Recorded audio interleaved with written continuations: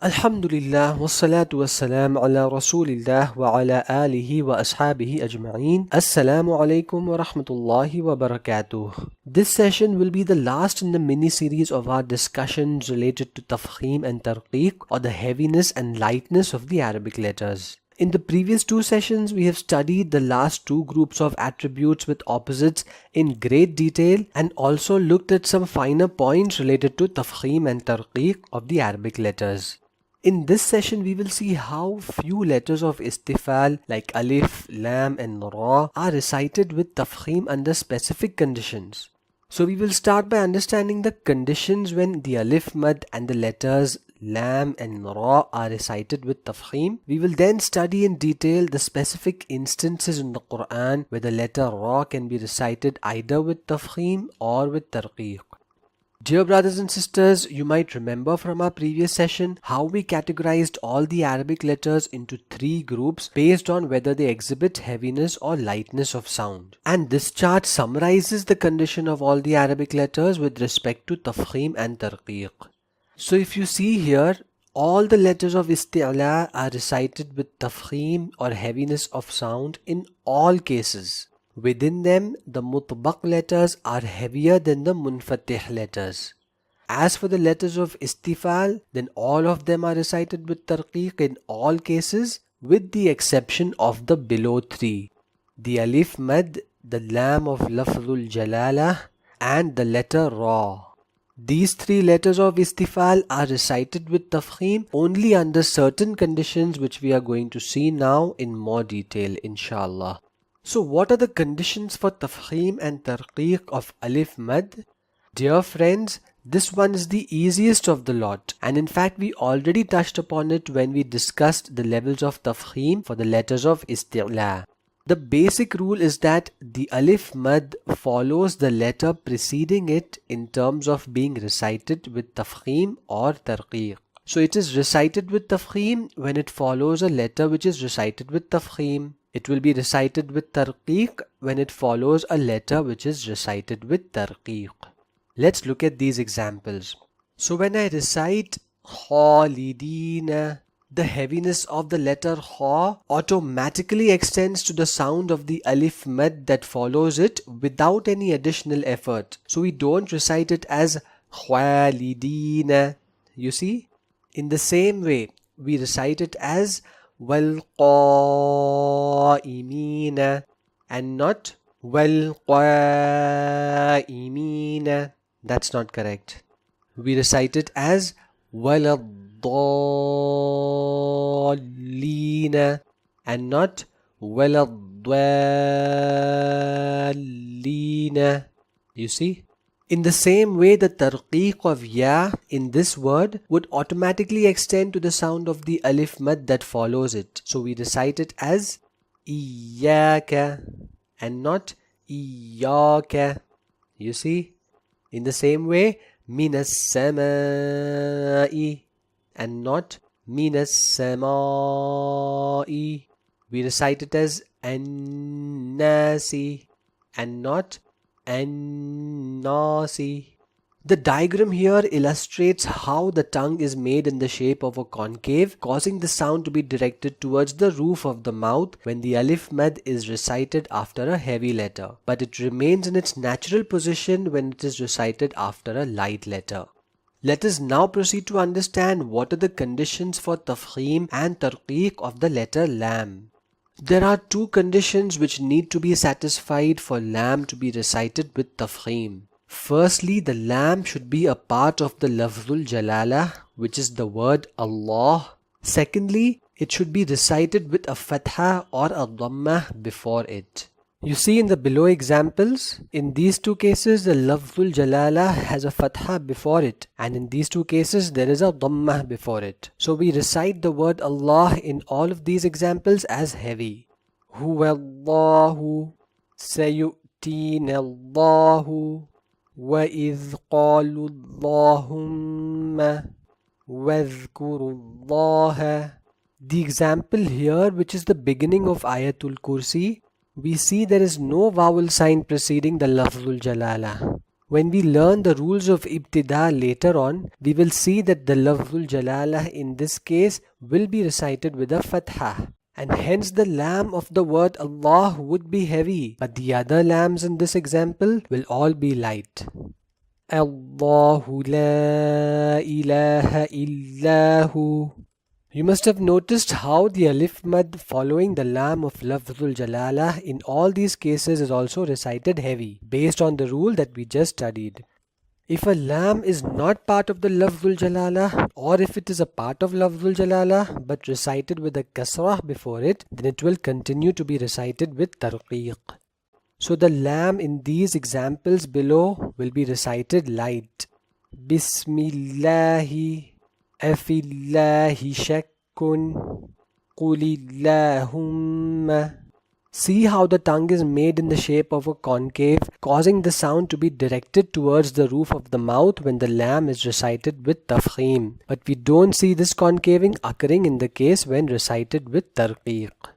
Before we move on to the conditions for tafkheem and tarqeeq of ra, let me inform you that here we have many conditions we need to be aware of. Alhamdulillah, we have tried to simplify these rules and make it easy for your understanding. Also, since in the previous session we have already understood the levels of tafkheem based on harakah and sukoon, inshallah it will not be difficult to understand these new conditions of tafkheem and tarqeeq of ra.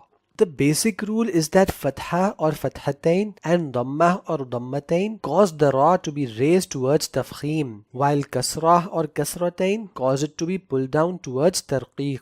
And then we have some special rules related to the letter ya, hamzatul wasl, and letters of isti'la preceding a sakin ra.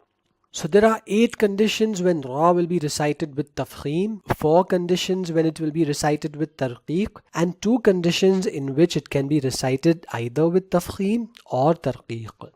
Let's look at the conditions for tafkheem with examples. So the first 3 conditions for tafkheem correspond to the basic rule that fathah on the ra or before a sakin ra causes it to be raised towards tafkheem. So the first 2 examples where the ra has a fathah or a fathatain would be recited as Ramadan, Sabiran. In the next example, we have a sakin ra with a fathah preceding it, so it would be recited heavy as Maryama. In this example, the ra has a fathah sign, but it is recited with an incidental sukoon due to stopping. So the tafkheem is due to the fathah preceding the ra. It would be recited as Al-Kawthar. The third scenario is special in the sense that the ra has an actual kasrah, but it is recited with an incidental sukoon due to stopping, before which is another sakin letter other than ya, and that sakin letter itself has a fathah preceding it. So it would be recited heavy as Wal-Asr. In the same way, Wal-Fajr. The next 3 conditions for tafkheem correspond to the basic rule that dhammah on the ra or before a sakin ra causes it to be raised towards tafkheem. Kafaru, dhikrun, al-Qur'an. In this example again the ra has a kasrah, but it is recited with an incidental sukoon due to stopping, and the tafkheem would be due to the dhammah preceding it. فَلْيَنظُرْ. This scenario is also special in the sense that the ra actually has a kasratain, but it is recited with an incidental sukoon due to stopping, and this sakin ra is preceded by another sakin letter before which there is a dhammah. So we recite it heavy as Lafi Khusr. I have mentioned earlier that the kasrah before a sakin ra causes it to be pulled down towards tarqeeq, but the next 2 rules are an exception to this. So for rule number 7, when the sakin ra is preceded by an original kasrah and has a letter of isti'la following it in the same word such that the letter of isti'la is not recited with a kasrah, then the ra will be recited with tafkheem and not with tarqeeq. Let's recite these examples. وإرصادا قرطاس فرقة. What do we mean by an original kasrah? It means that it is not an incidental kasrah due to hamzatul wasl, since in that case we have a separate rule which is the last one for tafkheem. So whenever a sakin ra is preceded by an incidental kasrah due to hamzatul wasl, then the ra will be recited with tafkheem and not with tarqeeq. And this is irrespective of whether the hamza itself is recited or not. So for example, if we want to start our recitation with this word, then the hamza will be recited and the ra will be in tafkheem, as in irji'u. While in this case, the hamza itself is not recited, but the ra is still recited with tafkheem since the kasrah is from the earlier word and it is considered as an incidental kasrah. So we recite the ra with tafkheem, as in الَّذِي ارْتَضَى لَهُمْ. From the diagram, we can clearly see how the tongue concaves in the case of the mukhaffam ra, causing the sound to be directed towards the roof of the mouth. Let's now look at the conditions for tarqeeq of ra. The first three conditions correspond to the basic rule that kasrah on the ra or before a sakin ra causes the ra to be in tarqeeq. Rihun, narin, fir'auna. Notice in this example, the sakin ra is not followed by a letter of isti'la, because in that case another rule would apply to it. In this example, even though the ra has a dhammatain, if we stop at the end of the word, then this rule would apply and cause the ra to be in tarqeeq. Laqadir. In the third condition, again the ra has a harakah, but if it is recited with an incidental sukoon due to stopping, then you can see that the letter before it is a sakin letter other than a letter of isti'la, and that sakin letter itself has a kasrah preceding it. So in these examples, again the ra will be in tarqeeq. Hijr, qadir. As for the fourth condition, we have learnt that a fathah before the sakin ra causes it to be raised towards tafkheem. But the next rule of ya leen is an exception to this. So whenever a ra is recited with an incidental sukoon due to stopping and it has a ya leen preceding it, then the ra will be recited with tarqeeq, since the ya behaves like a kasrah, pulling the ra towards tarqeeq. Khair, la dair. You can see from the diagram how the tongue does not concave in the case of the muraqqaq ra, and the sound is easily directed towards the opening of the mouth. Finally, we have two conditions in which some scholars recite the ra in tafkheem while others chose to recite it in tarqeeq, and both these options are valid. Let's see these conditions in more detail. The first is when a sakin ra is preceded by an actual kasrah but followed by a letter of isti'la which is also recited with a kasrah. There is only one instance in the Qur'an, and that is in Surah Ash-Shu'ara in the word firqin. Now why do you think both the options of tafkheem and tarqeeq are applicable in this case? The reason being that the condition number 7 of tafkheem cannot be completely applied in this case. As per that rule, the sakin ra would be in tafkheem if an original kasrah precedes it and a letter of isti'la follows it, but that letter of isti'la should not be recited with a kasrah. The reason for this being that the kasrah on the letter of isti'la pulls it down to the lowest level of tafkheem. This causes the sakin ra preceding it to be recited with both the options, tafkheem as in firqin or tarqeeq. Firqin. It's a very subtle difference which only experts would be able to identify. But if one stops at the end of firqin due to compelling reasons like coughing or sneezing or being short of breath, then the sakin ra can only be recited with tafkheem, since in this case condition number 7 for tafkheem would completely apply. The second scenario is when the ra is recited with an incidental sukoon due to stopping and it is preceded by a sakin letter of isti'la which is itself preceded by a kasrah. In Surah Yusuf, as can be seen here. So if one stops at the end of Misr here, then one can recite the ra with either tafkheem as in Misr or tarqeeq, Misr. We have seen that as per rule number 3 of tarqeeq, ra is recited with tarqeeq if read with sukoon and before it there is a sakin letter other than a letter of isti'la with a kasrah preceding it. So the kasrah pulls it towards Tarqeeq, while the heavy letter Sad pulls it towards Tafkheem, and hence both options are valid. The second instance can be found in the word Al-Qitr in Surah Sabah, as can be seen here.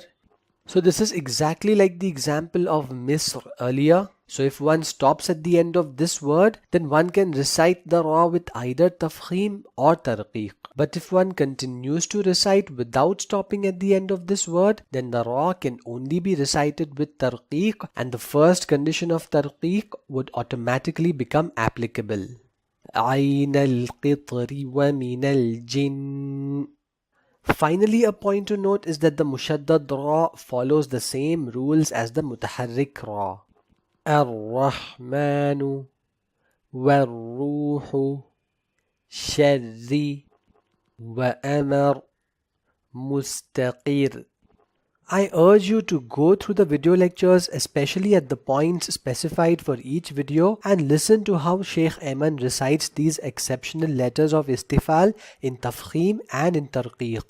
Dear brothers and sisters, in order to gain mastery in recitation, it is very important that we practice the recitation on our own and then recite it in class in front of the teacher so that our mistakes, if any, are corrected. In the next session, we will have a brief look at a couple of sarf-based attributes which are discussed in some books of Tajweed, even though they do not affect the pronunciation of Arabic letters.